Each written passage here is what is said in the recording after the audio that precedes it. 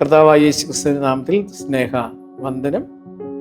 പഴയ നിയമത്തില് നോമ്പിനെ കുറിച്ചും നോമ്പാചരണത്തെക്കുറിച്ചും അതിൻ്റെ പ്രായോഗിക തലത്തെക്കുറിച്ചും വളരെ ശക്തമായി പ്രതിപാദിക്കുന്ന ഒരു വേദഭാഗമാണ് യെശയ്യാ പ്രവാചകന്റെ പുസ്തകം 58 അധ്യായം 6 മുതൽ 9 വരെയുള്ളതായ വാക്യങ്ങൾ. നോമ്പിന്റെ പ്രായോഗികതയെക്കുറിച്ച് 7-ാം വാക്യത്തിൽ വളരെ വിശദമായി പറയുന്നുണ്ട്. അതിൽ പറയുന്ന ആദ്യത്തെ കാര്യം 6-ാം വാക്യത്തിലെ അന്യായ ബന്ധനങ്ങളെ തകർക്കുക. 7-ാം വാക്യത്തിലേക്ക് വരുമ്പോൾ അവിടെ വ്യക്തമായി സൂചിപ്പിക്കുന്നത്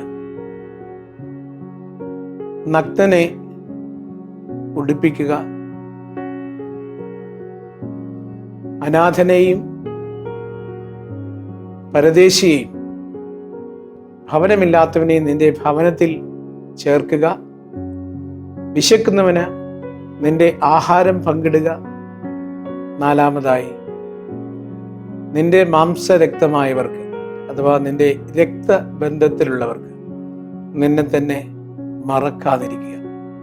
ഈ 4 പ്രായോഗിക തലമാണ് അവിടെ പറഞ്ഞിട്ടുള്ളത്. അതിൽ ആദ്യത്തെ 3 നഗ്നനെ ഉടുപ്പിക്കുക, ഭവനരഹിതനെ ഭവനത്തിൽ ചേർത്തുകൊള്ളുക,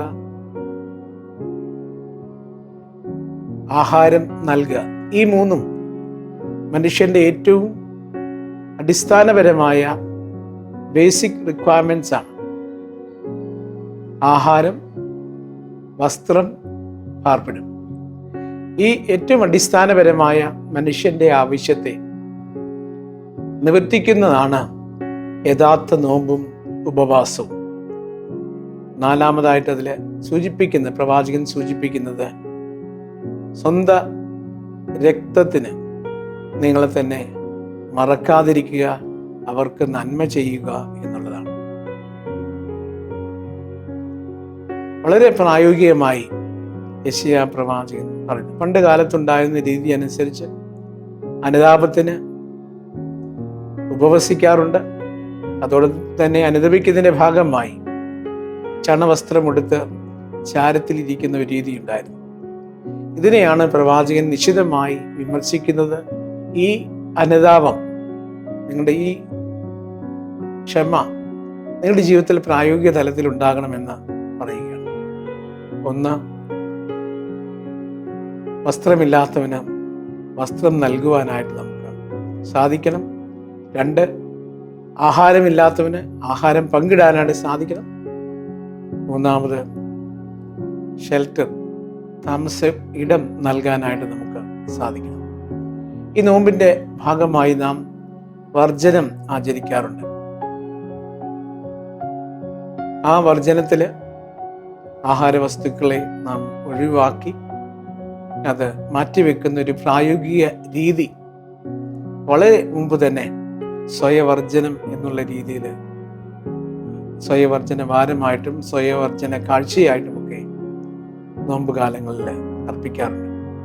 അത് പാപങ്ങളുടെ സന്ധാരണത്തിനായി, ഓരോ മനുഷ്യൻ്റെയും വിശന്നിരിക്കുന്നവൻ്റെ വിശപ്പകറ്റാനായിട്ട്, വസ്ത്രമില്ലാത്തവൻ്റെ വസ്ത്രം നൽകാനായി, പാർപ്പിടമില്ലാത്തവന് പാർപ്പിടമായി മാറേണ്ട ഒരു ആവശ്യമുണ്ട്.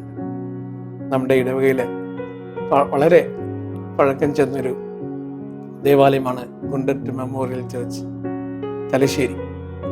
അവിടെ വൈദ്യുതി ഇല്ലാതിരുന്നൊരു കാലഘട്ടത്തിൽ ആ ദേവാലയത്തിൻ്റെ വൈദ്യുതീകരണം നടത്താനായിട്ട് വിദേശത്തുള്ള ഒരു സഭ തീരുമാനിക്കുകയും അങ്ങനെ അവരുടെ ഒരു ദിവസത്തെ ബ്രേക്ക്ഫാസ്റ്റിനെ മാറ്റിവെച്ച് ആ തുക സംഭരിച്ച് അത് അയച്ചു കൊടുത്തതിന് ശേഷം ആ പള്ളിയിലെ ഇലക്ട്രിഫിക്കേഷൻ മുഴുവൻ നടത്തി എന്നാണ് അതിൻ്റെ ചരിത്രം പറയുന്നത്. അത് സ്വിച്ച് ഓൺ കർമ്മം ചെയ്യുമ്പോൾ അഭിയന്യ ബെഞ്ചമിൻ തിരുമേനി പറഞ്ഞിരിക്കുന്നത് ലെറ്റ് ദെയർ ബി ലൈറ്റ്, പ്രകാശമുണ്ടാകട്ടെ എന്ന് പറഞ്ഞാണ് ആ വൈദ്യുതീകരണം ഉദ്ഘാടനം ചെയ്തത്. അത് സൂചിപ്പിക്കുന്നത് നാം നോമ്പിലൂടെയും നമ്മുടെ ആചരണത്തിലൂടെയും സ്വയത്യാഗമായി നാം ചെയ്യുന്ന ത്യാഗം മറ്റൊരുവൻ്റെ നന്മയ്ക്കായി തീരണമെന്ന് വേദപുസ്തകം നമ്മെ ശക്തമായി പഠിപ്പിക്കുന്നു. ഈ നോമ്പാചരണം അതിന് സാധ്യമായി തീരട്ടെ. നമ്മുടെ ആചരണവും അനുഷ്ഠാനവും മറ്റൊരുവന് നന്മയ്ക്കായി തീരട്ടെ എന്ന് പ്രാർത്ഥിക്കുകയും ആഗ്രഹിക്കുകയും ചെയ്യുന്നു. പ്രാർത്ഥിക്കാം.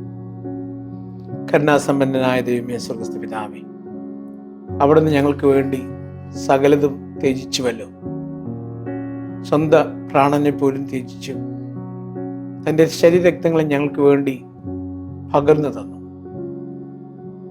അവിടുത്തെ വലിയ ത്യാഗത്തെ ഞങ്ങൾ ഓർക്കുമ്പോൾ ത്യജിക്കുവാനായി ഞങ്ങളെയും പ്രാപ്തരാക്കണമേ എന്ന് പ്രാർത്ഥിക്കുന്നു. യേശുവിൻ നാമത്തിൽ തന്നെ ആമേൻ.